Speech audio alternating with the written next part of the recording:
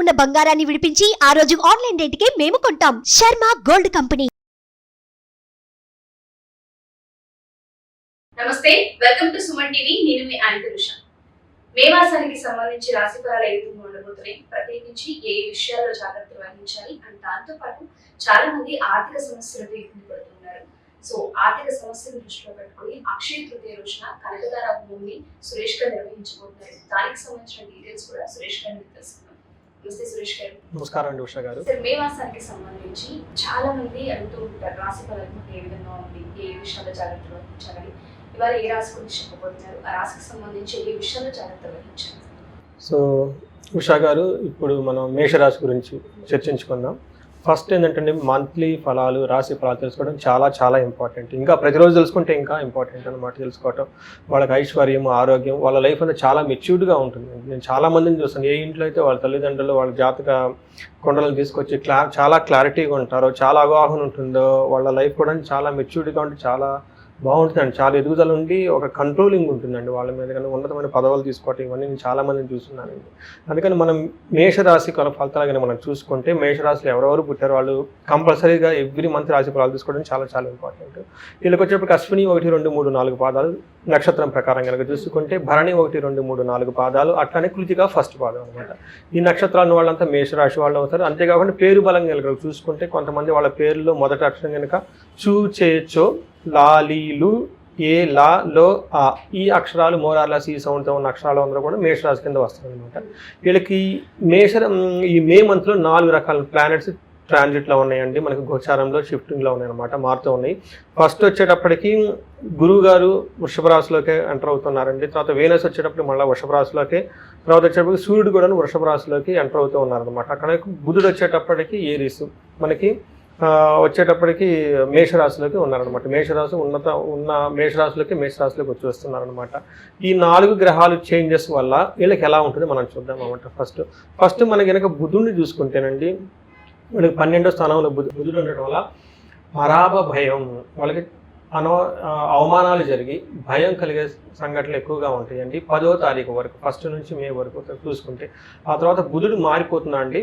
ఆ తర్వాత అర్ధాక్షయం, ఆ తర్వాత బుధుడు 2వ స్థానానికి మారిపోవటం వల్ల ఏమవుతుందంటేనండి, వాళ్ళకి ధనం విధంగా లాస్ వచ్చే అవకాశం ఎక్కువ ఉందండి. ఎప్పటి నుంచి 10 నుంచి 20వ తారీఖు, 30వ తారీఖు ఈ మధ్యలో కనుక బుధుడు ఈ 2 యొక్క షిఫ్ట్లు తీసుకుని వస్తున్నారు. అందుకని ఆ విషయంలో చాలా జాగ్రత్తగా ఉండాలి.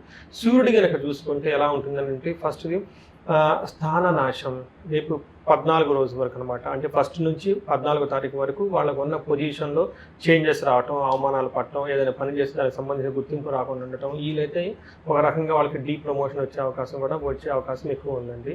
అందుకని చెప్పి కొంచెం పొజిషన్ విషయంలో రాజకీయ నాయకులు కానివ్వండి, అంటే సీనియర్ పొజిషన్ వల్ల కొంచెం జాగ్రత్తగా ఉండాల్సిన టైం కూడా ఉందని మనం చెప్పుకోవాలండి. ఆ తర్వాత అదే సన్ ఏమవుతుందంటే అండి, 15th నుంచి మంత్ ఎండ్ వరకు సెకండ్ హౌస్లోకి మూవ్ అవటం, తర్వాత ధనం లాభం ఉందన్నమాట. వీళ్ళకి ధనం వచ్చే అవకాశం ఉందన్నమాట. అందుకని ఎవరైతే ఎక్కడైతే ధనానికి సంబంధించి స్టక్ అయి ఉన్నాయో ఈ టైంలో కనుక ధనం వచ్చే అవకాశం ఉంది. కాబట్టి వాళ్ళకి రావాల్సిన మొండి బకాలు కానీ ఇంకోటి ఫాలోఅప్ చేసుకుంటే ధనం వచ్చే అవకాశం ఎక్కువ ఉందండి. ఇది గమనించుకోవాలి. తర్వాత వచ్చేటప్పటికి మంగళుడు వీళ్ళకి 12వ స్థానంలో నెల మొత్తం ఉండటం వల్ల ఏమవుతుందంటే వ్యధ్యార్థ అని చెప్పేసి సంస్కృతిలో చెప్తారండి మన మహర్షులు. దానివల్ల డిసీజెస్ వచ్చే అవకాశం ఉంది, దాని ద్వారా బాధలు పడే అవకాశం ఎక్కువ ఉంది. కాబట్టి ఆరోగ్య విషయంలో చాలా కేర్ఫుల్గా ఉండాలని చెప్పాలండి. తర్వాత శుక్రుడు వచ్చేటప్పటికి అఖిల విషయ భోగం, ఫ్యామిలీలో కానివ్వండి, కంఫర్టబుల్ విషయం కానివ్వండి, స్పౌజ్ విషయంలో కానివ్వండి, సంతాన విషయంలో, వాహనాల విషయంలో, అన్ని విషయాల్లో చాలా భోగంగా, చాలా చక్కగా, హుందాగా, డిగ్నిటీగా ఉండే దాన్ని శుక్రుడు వీళ్ళకి కల్పిస్తున్నారు అనేది అదొక మంచి విషయం చెప్పుకోవాలి. అదే శుక్రుడు వీళ్ళకి మళ్ళీ మారటంతో ఏమవుతుందంటేనండి, విత్త సిద్ధిం, వీళ్ళకి శుక్రుడు 20వ తారీఖు నుంచి చేంజ్ అవడంతో ఏమవుతుందంటే అండి, ఫస్ట్ 20 days ఫ్యామిలీతో చాలా బాగుంటారు. 20th డేట్ నుంచి మంత్ ఎండ్ వరకు 10 days వచ్చేప్పటికి విత్త సిద్ధం, రావాల్సిన డబ్బు వీళ్ళకి వచ్చే అవకాశం ఉంది. టోటల్గా వీళ్ళు చూసుకుంటే మంత్ ఎండ్లో వీళ్ళకి రావాల్సిన ధనం వచ్చే అవకాశం చాలా ఎక్కువగా ఉంది. తర్వాత అవమానాలు ఎక్కువగా ఉన్నాయి ఫస్ట్ 15 days అని చెప్పుకోవాలి. రోగాల ద్వారా వచ్చే నష్టం ఎక్కువగా ఉందని చెప్పుకోవాలండి.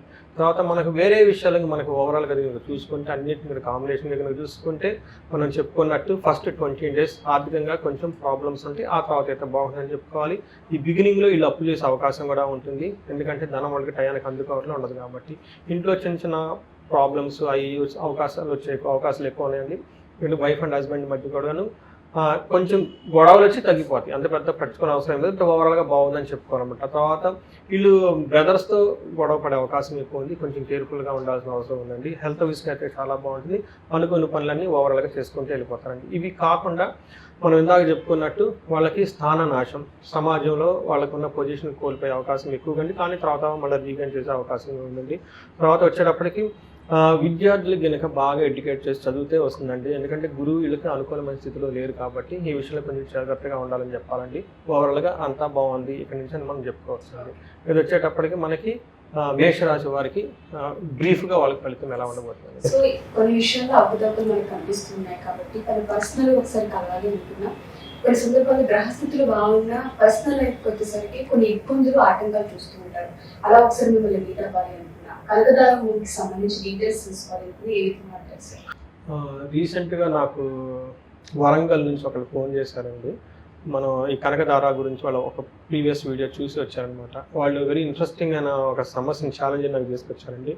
వాళ్ళకి 3 కోట్ల దాకా అప్పులు ఉన్నాయంటండి. ఎవ్రీ ఇయర్ వాళ్ళకి ఎవ్రీ మంత్ ఇన్కమ్ వస్తూనే ఉంది, ఇన్కమ్ రావట్లేదు ఏం కాదు. ఆల్మోస్ట్ వాళ్ళు నాకు చెప్పిన ప్రకారం 89 లక్షల దాకా ఇన్కమ్ వస్తుందండి.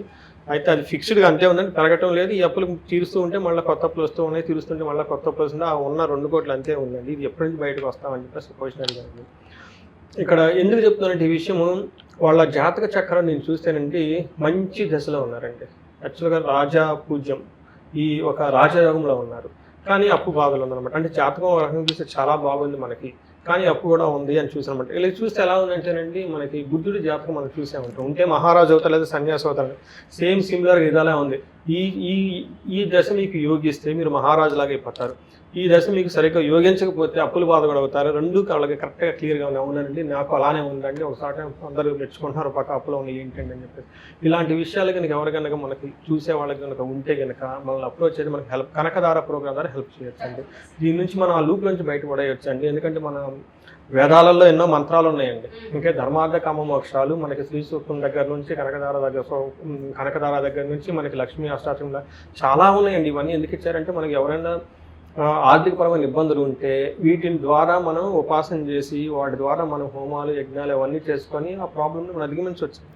సో అందుకని చెప్పేసి ఇలాంటి ఎవరికైనా సమస్యలు కనుక ఎవరైనా ఆర్థికపరమైన చికాకుల్లో ఉన్నా కానివ్వండి, ఇబ్బందుల్లో కన్నా మనకి కాంటాక్ట్ అవుతాయి, స్క్రీన్ మీద వస్తున్న నెంబర్కి అయినా మనకి వాళ్ళు హెల్ప్ చేయొచ్చు. ఇంతేకాకుండా ప్రతి ఒక్కళ్ళు ప్రతి ఇంట్లో ఒక వేదిక ఆస్ట్రాలజీ ఉండాలి అనేది మనకి పూర్వకాలం నిర్వహించారండి. మన ఈ ఆస్ట్రాలజీ మన పురాతనలో క్లాస్ రూమ్ సబ్జెక్ట్ అండి. కంపల్సరీ అందరం చదువుకునేవాళ్ళు అండి. అప్పట్లో ఎవరైనా చదువుకుని దీనికి ఉండేవాళ్ళు. అందుకని ఎవరికైనా కానీ నేర్చుకోవాలని ఆలోచన ఉంటే కానీ మనకి కనెక్ట్ అవుతే మనం వాళ్ళకి హెల్ప్ చేయొచ్చు అండి. సో అదండి విషయం. తప్పకుండా. సో మీరు అన్నట్టుగానే కనకదార హోమం అక్షయ తృతీయ రోజు ప్రారంభించబడినారు కాబట్టి ఎన్రోల్ చేసుకున్నాను, త్వరగా ఎన్రోల్ చేసుకుంటే సో మంచిది అని చెప్తాను. Thank you sir. Thank you so much.